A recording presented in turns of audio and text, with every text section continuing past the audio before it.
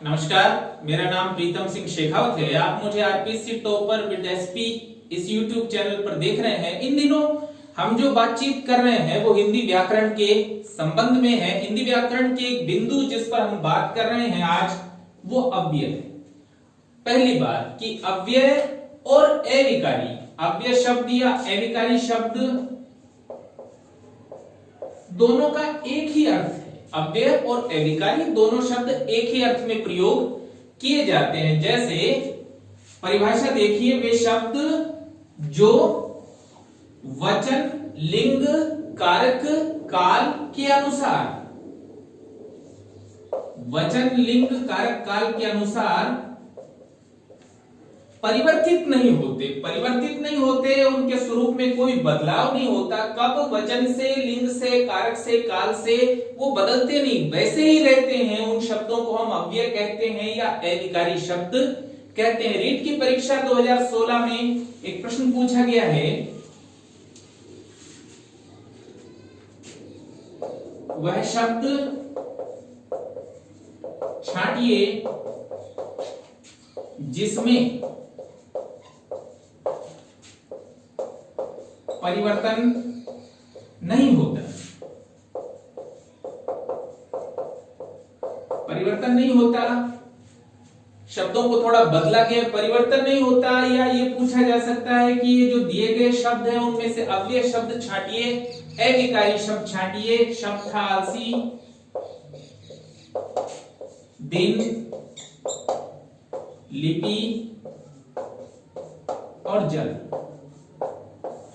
इन चार शब्दों में से वो शब्द छांटना था जिसमें कोई परिवर्तन नहीं होता। एक सिंपल तरीका आपको इस तरह के प्रश्नों के लिए, या वो पूछे कि अव्यय कौन सा है, पहचानने के लिए क्या इस्तेमाल करना है, आप सीधा काम करिए, उसका बहुवचन बनाइए। अगर उसका बहुवचन बनता है तो वो विकारी है, बहुवचन नहीं बनता आप समझिए वो अविकारी है। जैसे देखिए, आलसी बहुवचन बनता है, इसका मतलब इसमें परिवर्तन होता है। आलसी से बनता है आलसियों। दूसरा देखिए, लिपि बहुवचन में हो तो बनता है लिपियों। दिन बहुवचन में हो तो शब्द बनता है दिनों। जल एक शब्द है जो वचन, लिंग, कारक, काल के अनुसार नहीं बदलता। दिए गए चार शब्दों में से जल के स्वरूप में परिवर्तन नहीं होता, बहुवचन नहीं बना सकते जलों, फिर अर्थ ही अलग हो जाएगा उसका।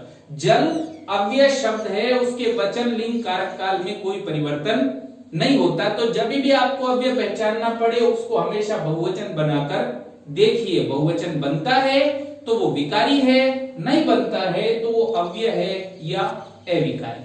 अब हम अगली बात कर रहे हैं अव्यय के प्रकार के बारे में। किस किस प्रकार के अव्यय होते हैं? तो पहला प्रकार उसका है क्रिया विशेषण, दूसरा संबंध बोधक, तीसरा समुच्चय बोधक और चौथा विस्मयादि बोधक। आज के वीडियो में हम अव्यय के एक प्रकार क्रिया विशेषण के संबंध में बातचीत कर रहे हैं। तो देखिए, क्रिया विशेषण, बाकी जो तीनों प्रकार है उसकी आगे के वीडियोज में हम बात करेंगे। आज हम अव्यय का एक प्रकार देख रहे हैं जिसे क्रिया विशेषण कहते हैं। बहुत सीधी परिभाषा है क्रिया विशेषण शब्द से, आपको पता चलता है वे शब्द जो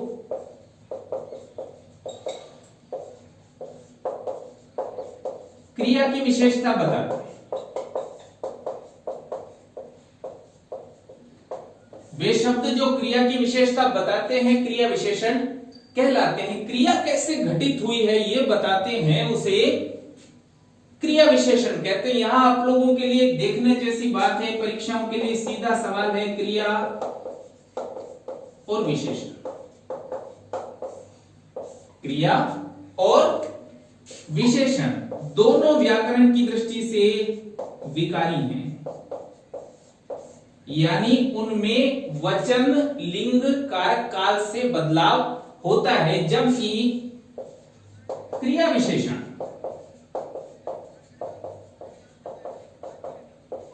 अविकारी है। क्रिया और विशेषण दोनों विकारी हैं, जबकि क्रिया विशेषण अविकारी है। क्रिया विशेषण होता क्या है? वे शब्द जो क्रिया की विशेषता बताते हैं क्रिया विशेषण कहलाते। कैसे बताते हैं वो क्रिया की विशेषता, इसे देखिए आप लोग।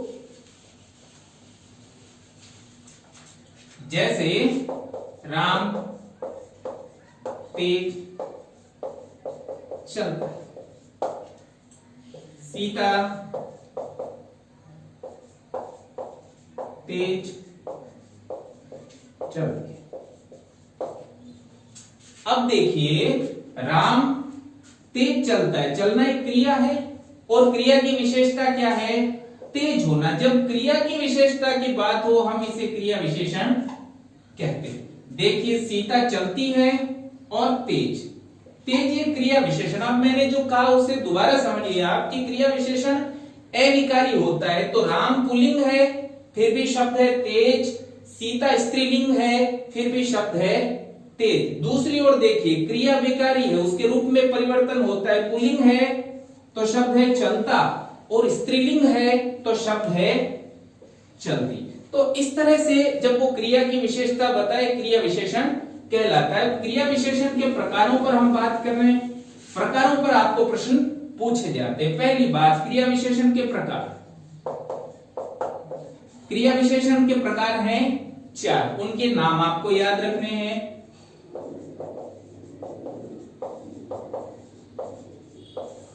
स्थानवाचक, कालवाचक,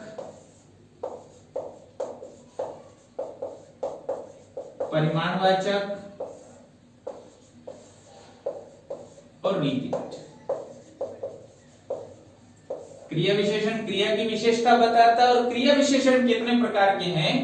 4 प्रकार के। वो स्थानवाचक हैं, कालवाचक हैं, परिमाणवाचक हैं और रीतिवाचक है। इन चारों प्रकारों पर हम क्रम से बात कर रहे हैं। तो पहला प्रकार देखिए,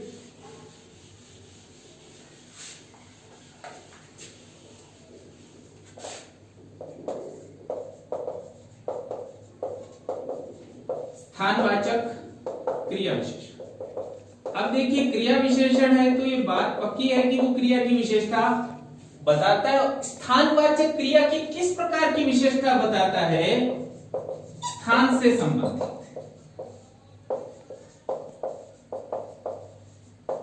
क्रिया के स्थान से संबंधित विशेषता जब वो बताता है हम उसे स्थानवाचक क्रिया विशेषण कहते हैं। स्थान से संबंधित शब्द क्या हो सकते हैं? आगे, पीछे, ऊपर, नीचे, यहां, वहां, इधर, उधर। अब क्रिया विशेषण के संबंध में ध्यान देने जैसी बात है, वाचक शब्द आपको बहुत सारे मिल सकते हैं। वाचक शब्दों को ज्यादा याद नहीं करिए, बस उसको एक बार पढ़िए और इस बात को समझिए कि क्रिया विशेषण क्या है। क्रिया की विशेषता बताता और स्थान से संबंधित बताता है, इसलिए वो स्थानवाचक है। जैसे देखिए सुरेश, आगे आया शेर, पीछे हटा। अब देखिए सुरेश आगे आया, आना एक क्रिया है और उसकी स्थान से संबंधित किधर आया? आगे आना। आगे आना एक स्थान है तो स्थानवाचक क्रिया विशेषण। शेर पीछे हटा तो ये स्थानवाचक क्रिया विशेषण। अब देखिए क्रिया विशेषण अविकारी है, सुरेश भी आगे आया और सीता आगे आए। देखिए वचनलिंग कारक काल से इन शब्दों पर कोई फर्क नहीं पड़ता, स्त्रीलिंग हो पुल्लिंग हो किसी भी काल में इस्तेमाल करिए वो वैसे ही रहते हैं। समझ रहे हैं आप लोग? इसका दूसरा प्रकार हम देखते हैं। स्थानवाचक क्रिया विशेषण स्थान से संबंधित बताता है और उसका दूसरा प्रकार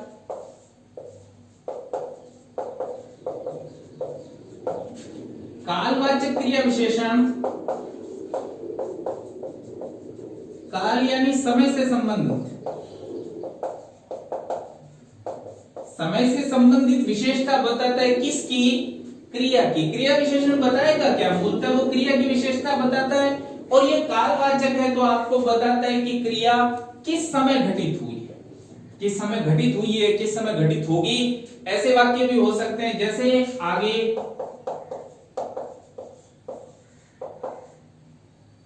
नहीं, आगे पीछे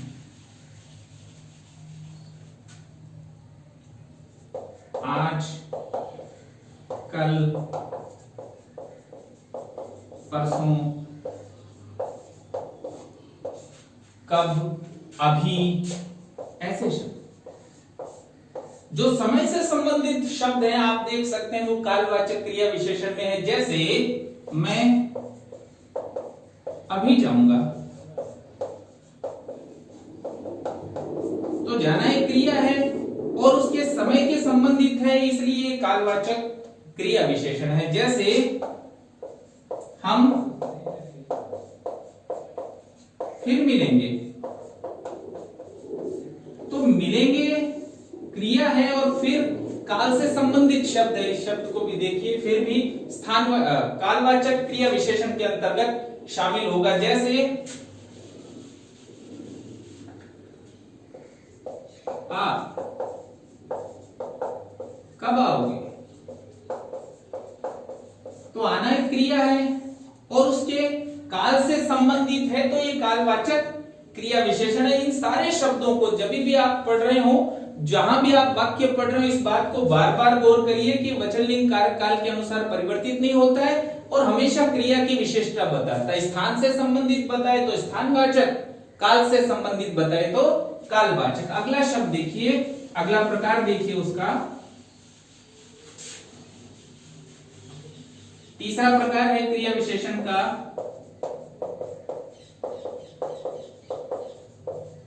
परिमाणवाचक क्रिया विशेषण।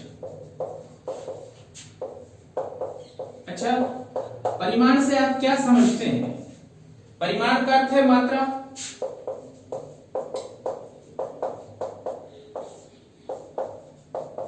अच्छा, इसमें माप, तोल और संख्या दोनों शामिल हैं, है ना। तो परिमाण से संबंधित विशेषता, क्रिया की परिमाण से संबंधित विशेषता। परिमाण का अर्थ है मात्रा, इसका मतलब परिमाणवाचक क्रिया विशेषण बताता क्या है कि क्रिया किस मात्रा में हुई है, कितनी मात्रा में क्रिया हुई है। जैसे थोड़ा, बहुत, कम, ज्यादा, ऐसे शब्द। जैसे राजेश ने थोड़ा सा खाया, तो खाना एक क्रिया है। उसने कैसा खाया? थोड़ा सा खाया। अब राजेश पुल्लिंग है तो भी थोड़ा सा खाया और सीता स्त्रीलिंग है तो भी थोड़ा सा खाया, कुछ अंतर नहीं पड़ेगा थोड़ा सा पर, इसलिए ये अविकारी शब्द है। जैसे दूसरा शब्द देखिए आप,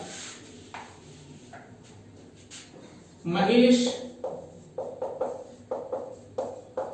बहुत रोया, तो परिमाण से संबंधित है, थोड़ा मात्रा से संबंधित है, बहुत मात्रा से, ऐसे बहुत सारे वाचक शब्द हो सकते हैं। आपको उत्तर देते समय ध्यान रखना है किससे संबंधित है, स्थान से, काल से, परिमाण से, या चौथा प्रकार जिसकी हम बात कर रहे हैं रीतिवाचक क्रिया विशेषण। इसे देखिए,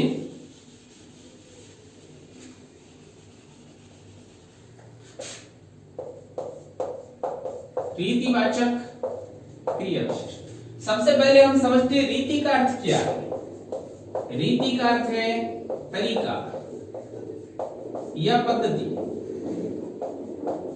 रीति का अर्थ है तरीका या पद्धति। तो रीतिवाचक क्रिया विशेषण क्या बताता है? रीति, पद्धति या तरीका किसका? क्रिया का। क्रिया की रीति या पद्धति से संबंधित है, मतलब क्रिया कैसे हुई है, कैसे हुई है, उसके होने का तरीका क्या है, इस पर वो प्रकाश डालता है, तो वो रीतिवाचक क्रिया विशेषण है। जैसे तेज, धीरे, झटपट, अकस्मात, एकाएक। जैसे राजेंद्र तेज दौड़ा। राजेंद्र तेज दौड़ा। तेज दौड़ा मतलब उसके दौड़ने का तरीका क्या था, रीति क्या थी। अब दौड़ना तो क्रिया है, इसलिए तेज क्रिया विशेषण है, और तेज रीतिवाचक क्रिया विशेषण है क्योंकि क्रिया की रीति या पद्धति पर प्रकाश डालता है। जैसे और उदाहरण देखिए आप, शेर एकाएक आया। कैसे आया? शेर एकाएक आया। आना एक क्रिया है, तो एकाएक क्रिया विशेषण है, और एकाएक आया यानी क्रिया की रीति है, तरीका है, कैसे आया, एकाएक आया, इसलिए ये रीतिवाचक क्रिया विशेषण। तो क्रिया विशेषण हमने समझा है, उसके भेदों को समझा है, आपको अधिकतम उदाहरणों से होकर गुजरना है। मेरा वीडियो आपको पसंद आया है तो चैनल को लाइक करिए, सब्सक्राइब करिए और कमेंट से अपनी प्रतिक्रियाएं बताइए। धन्यवाद।